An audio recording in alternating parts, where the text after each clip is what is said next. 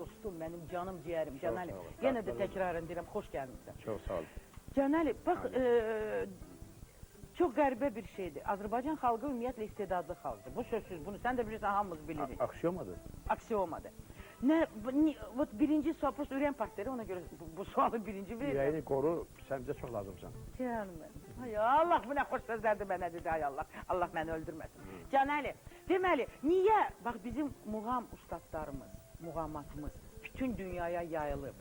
Bəli. Sənətkarlarımızı, xanəndələrimizi bütün dünya tanıyır. Muğamatı bütün dünya sevir. Amma estradanı biz çıxarda bilmirik də heç yerə. Çıxarda bilmirik. Niyə? Əgər belə istedadlı xalq. Əvvələn Gülşən xanım, məni səmimi qəbul etdiyinizə görə kollektivinizə təşəkkürümü bildirirəm. Çox sevindim ki, sizin telekanalınızın 5 yaş tamam oldu. İndi məsələ onda diyor ki, biz iştirak elədik, eləmədik. Sağ olsunlar. Yəni, iştirak edənlər məlumlardır. Və bugün də mən sizin qonağımızam.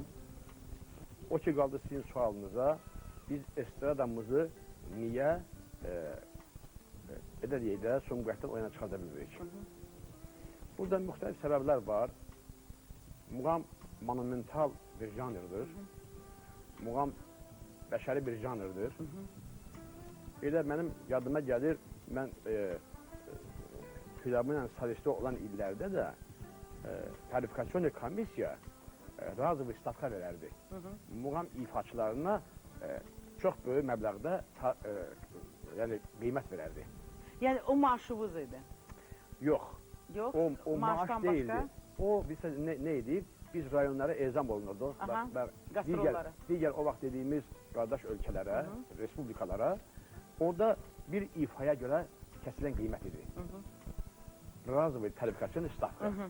Orada da muğam ifaçılarının tarifikasiya qiyməti yüksək idi.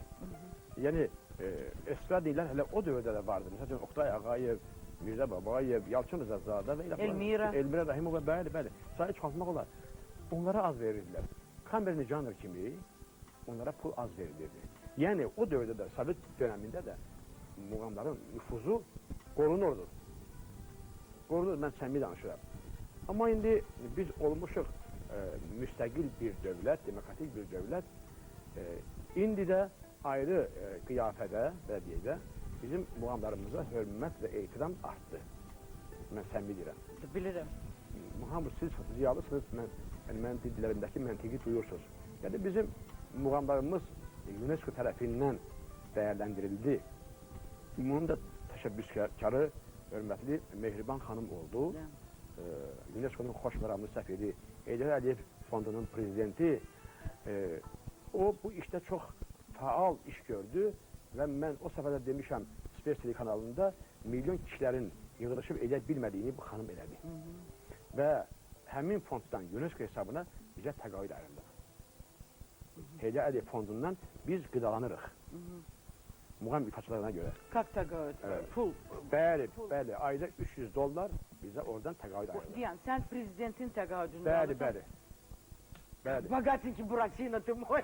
Точно. Halaldır, Canəli, halaldır. Yəni, o xanım, sayı çox olmayan bir qrupa, bəli, sayı çox olmayan muğam ifaçılarına və instrumentalist kimi, yəni çalğı alətində çalan yeganə Habil Əliyevə ona nəzər tutdu, bəli. Və bu yaxınlarda xalqın milli musiqi mədəniyyətinin bayramı oldu. Ay, maşallah. Bəli, biz bulvarda, belə deyək də, milli parkımızda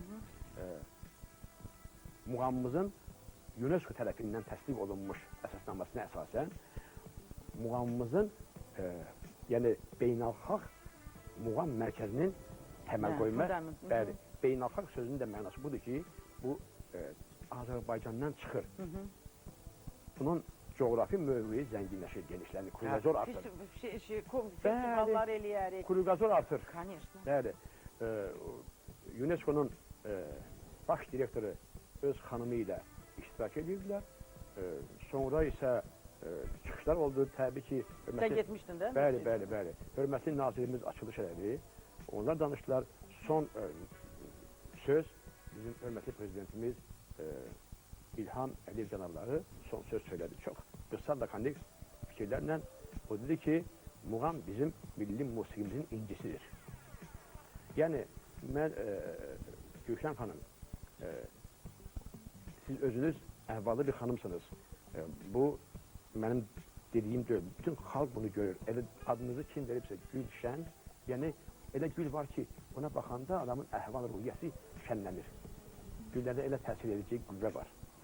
Və o baxımdan da bizim filarmoniyada sistematik konsertlər, yəni əsasən muğam dəstgahları gecələri və prezidentin, yəni bütün prezident aparatının, milli məclis aparatının, Mehriban xanımın iştirakı birbaşa idi.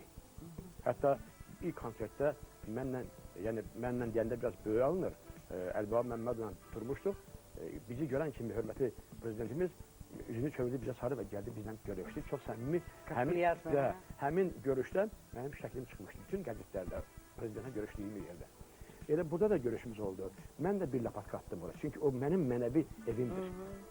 Mən buna sevinirəm və o ki qaldı əsas cavab bizim bugünkü estradamızda bir qədər mən deyərdim. Mən 45 ildir ki, rəsmən səhnədəyəm. Bunun da 30 illik sizin gözünün qabağındadır. Yəni, bugün estradamız elə bir bərbad vəziyyətdədir ki, onları o qiyafədə çıxartmaq olmaz xaricə. Məntiqsiz, məzmunsuz ritimlər Azərbaycan ritimləri deyil. Bu ifaçların səslərində Azərbaycan ruhu yoxdur. Hindistan, Türk, Ərəb. Əgər etirazları olsa mənim çıxışıma, mən onların ifalarını qoyaram, bir müəllim kimi izah edərəm. Ay kişinin qızı, bizim tələbələr olublar. Tanıyırsa, çəkməyəcəm bugün.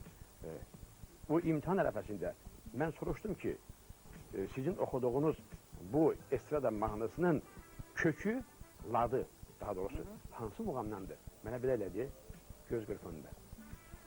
Bilmir ona görə. Bilmir ona görə, aydındır. Kakiyada. Bəli.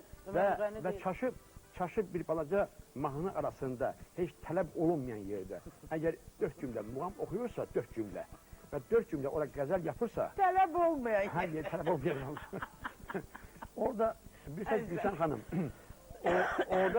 orada da o qədər həftə becər sözlər tələffüz edir ki, 4 cümlədə 8 səs tuturam.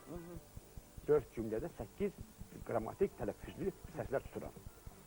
İndi ona görə, amma Respublika daxilində bütün telekanallarda biri də artdı ictimai televiziya. Düzdür, hələ bizə növbə çatmayıb, yəni ehtiyac da yoxdur. Ehtiyac da yoxdur. Sağ olsunlar, çağırarlar, sözümüzü deyərik. Yəni, ictimai televiziya və bugün deyək ki, ictimai mövqeyi əla olan, xalq tərəfindən, dövlət tərəfindən bəyənilmiş sənətkarlar mən orada görmürəm. Aydındır. Görmürəm orada da ictimai televiziya. Əgər bu ictimai üçünsə, bəs onda ictimai nüfuzu ali olan sənətkarlarımız niyə orada dəvət olunmurlar? Heç olmasa təbrikə. Bunlar da şərtdir. Amma indi digər, bunların təbliğatları çox güclüdür. Bunların təbliğat maşınları çox... Yox, televiziyanı qoyaq... Çox itil, üzrüstən, gəlib çıxıram. Çox çevik və itidir. Bu indiki estrada janrında ifa edən. Hoppanırlar ora-bura, ortalıqda məhsul dəyərsizdir. Dəyərsizdir, hoppamağı yaxşıdır. Səsləri də çox üzrə, bana onu deyərdim. Səsləri, yəni o mahnının tərkibində həkk olunmuş o məxsusi səslər ki var, o bizim səslər deyil, o Azərbaycan səsi deyil. Bilmirsən ki, bu farsdır, türk qardaşımızdır, deyil. Hamısı qardaşdır, söz onda yox. Bilmirsən ki, xüsusən rus səsləri çox, səslər, necə ki, bunlar oxşur ki, ruska yazışır dillərdə, rus dilli ifaçılarımız xüsusən oxuyanda məni qaşımı tutur, alvergiyə tutur məni. Elə şey eləmə. Canəli, bir dənə də sual verim. Çox qəribə yox, mən çox doğrudan fəxr eləyirəm. Muğam çoxdur. Ərəblərin öz muğamatı var. Bəli. Bütün şərq ölkələrin özünə aid muğamlar. No, Azərbaycanın muğamatı. Oyda. Gülşən xanım, siz çox sağ olun ki, çox üzrəm sözünü balla kəsim. Siz mənim yadıma böyük bir tarixi anları yada saldınız. Mən 1978-ci ildə və 1983-cü ildə 5 ildən bir, 2 dəfə Orta Asiyanın ən qədim şəhərlərindən biri olan Səmərqənddə Ümmüdünya Muğam Simpoziumu keçirildi. Birində tək oldum. Yəni 33 adam tərkibli nümayəndə heyətinin yəni tərkibində yeganə mən idim. Və o haqda belə bir cümlə yazılmışdı. Muzikalna Жизнь jurnalında. Yazılmışdı ki, o möcüzə idi həqiqətən. Mən onun bütün təfsilatını danışsam, verilişimiz yəni kronometraj çatmaz. Yazılmışdı ki, Azərbaycanlı xanəndə Canəli Əkbərov simpozium günlərində ağlasığmaz möcüzə göstərdi. Şəklin də verilmişdi, yəni yazıda gelmişdi. Və 83-cü ildə Alim Qasım da vardı, balaca xanım-xatın qızlar da vardı, Bülbüldən göndərmişlər. Yəni, o da çox təmtəraqlı idi. O da ki, indi Muğamın nüfuzu elə UNESCO-nu o vaxtdan cəlb etdi. Ona görə Muğam bəşəriyyətin şahsədi oldu. Mən bir şey deyim, bir dənə də sual verim olar. Buyur. Sən neçə ildə opera və balet teatrının solistisən? Bəli. Bütün bizim Leyli Məcnun, yəni bütün bizim Azərbaycan operalarda iştirak edir. Baş qəhrəman olmuşam. Baş qəhrəman olmuşam da çemişə. Yəni indi var, devam edir. Olmuşam demədən şaşdırdın məni, şaşacaqdım. Baş üstə, baş. Hə, indi Canəli, bax, tamaşaçıların gəlməyi. Bu mənə qulağıma çatıb, mən bilmirəm bu dəqiqdə yoxsa yox. Xaricililər daha çox meyillidirlər. Leyli Məcnun, bizim operalarımıza. Bu düzdür. Çox doğrudur. Biz özümüz deməli getmirik. Xaricilər gəlir və xaricilər daha çox meyillidir sponsorluğa. Elədir, edirlər. Bizim direktor Akif Məlikov, çox mütərəqqi bir insandır. O, bu işlərdə böyük təşkilatçılıq qabiliyyətinə malikdir. Evdə ata-anadan çox yaşlıdır. Aydındır. Ata-ana yaxşı olsa, o evin qonaqdarlığı da gözəl olar. Bizim tamaşalara çox... Mən bu illəri yanvarın 30-unda Şah İsmail kimi ən çətin bir operanı oxumuşam. Çətin o Müslüm Maqamayevin dəstli xəttini qoruyan bir ifaçı kimi. Yəni, onun yan yörəsinə yamaq salmadan, daha doğrusu. Yəni... Amma olur, zal dolu idi. Bəli, zal, mən sizi inandırım. Mən bunu özüm oynamışam deyibən. Yəni, eşitməmişəm də bu özüm. Bəli, müfləşdirmirəm özümü. Amma o soyuq gün, aydındır, o Şah İsmailin o testuralı səs tələb olunan, dramatik səslər tələb olunan, o zirvəni fəth edən Canəli Əkbərov alqışlar içərisində qərb olurdu. Çəkiliş var da, mən özümdən danışmıram. Aydındır. Yox, kim deyirsə, конечно. Canəli, bax, Muğam məktəbi, bax, bugün. Siz sənətkarlar, bizdə Arif Babayev, yəni Axan Abdullayev, Alim Qasımov, qızlarımız Səkinə, Qəndab Buliyeva, Mələk xanım, yəni çoxdur qızlarımızda, qızlarımız da ifaçılar. Amma indi gələn, Nəzakət Teymurova, Aygün Bayramova, Gülüstan Əliyev, gör nə qədər sada verir. Amma sabahı, Muğamın sabahı, bu uca siz yaşı nəzərdə tuturam. Ot i do var. Bəli. Amma bu səksəm gənclər, yəni muğamata meylidirlərmi? Varmı elə gəlsin tələbələrimiz? Yəni sabaha görə narahat olmayaq. Xeyr. Başımızı qoyduq, öldük. Bəli. İmtihasib, bilirsiniz Gülşən xanım necədir vəziyyət? Bizim hər birimizin adlarını çəkdiyin gözəl sənətkarlarımızın... Hələ çəkmədi, necə... Bəli, yaddan çıxır, bəli. Niyyətdən çıxmır, prosto bu saat yada salmaq olur. Misal üçün, mən teatrda işləyəndə Mənsum İbrahimovu, Gülyaz Məmmədovanı, indi mənim tələbəmdir, 3-cü kursdadır Gülyaz. Mənim tələbəmdir indi də. Amma o vaxt Səfa Qəhrəmanovu və orada epizodik rollarda oynayan insanları mən hazırlamışam Leyli Məcnun'da, Şah İsmail'də baş rollara və epizodik rollara, aydındır. Amma indi o dövrdə də mən kollecdə hələ milli konservator olmayan ərəfədə ya İncəsənət Universitetində Muğam kafedrası açılmayan ərəfələrdə mənim tələbələrim vardı. Zabit Nəbizadə, indi özü müəllim işləyir. Çox yaxşı mənim balam kimi Sahib İbrahimov. Onlar mənə ata kimi baxırlar, nitoşdur müəllim kimi. Profesorsan da, nə yerə sən bu profesor dərəcəni vermir? Gülyanaq mənim tələbəm olub. Səkinə xanımın özünü, Qəndab xanımın özünü, Sahibə Əhmədovanı, Raziyə Şirinovanı mən hazırlamışam baş rollara. Deyirəm ki, halallıqdır. Amma indi bir şey var ki, konkret. Bugün Gülşən xanım, cılızlaşma hiss edirəm mən. Söz var da. Də. Cılızlaşma var və mən cılızlaşmadan qorxuram. Muğama uyuşan, muğamın həlli üçün münasib səslərin sayı azdır. Münasib o əzəmətli, təmtəraqlı səs tablosu var.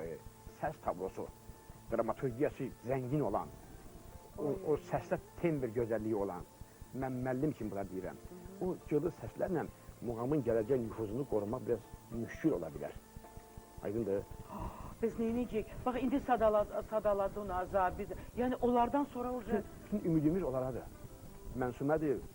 Mən onları bilirəm, onlar orta pokoleniyadır. Sənin üçün cavandır. Amma mən tamaşaçı üçün orta pokoleniya. Onlardan cavanı deyirəm. İndi mənim bir tələbəm var, kolejdə oxuyur. İkinci kurs tələbəsi Qaçqın balasıdır, Kəlbəcərdən. Mən öz gəncliyimi onda görürəm. O, Spesflek alanında keçirilən muğam müsabiqəsində illərcə gəzinə daxil olur. Nə oxuyub? Öyrətdiyim Heyratı, öyrətdiyim Şahnazı və digər muğamları. Öz gənc təravətimlə, gənclik ehtirası ilə oxuduğum səsi onda görürəm. Belə.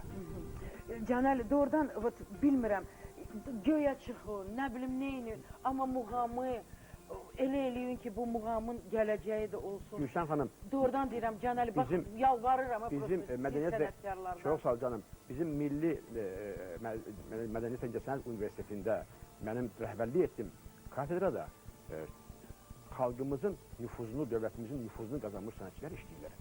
Başda İslam Rızayev olma şərti ilə.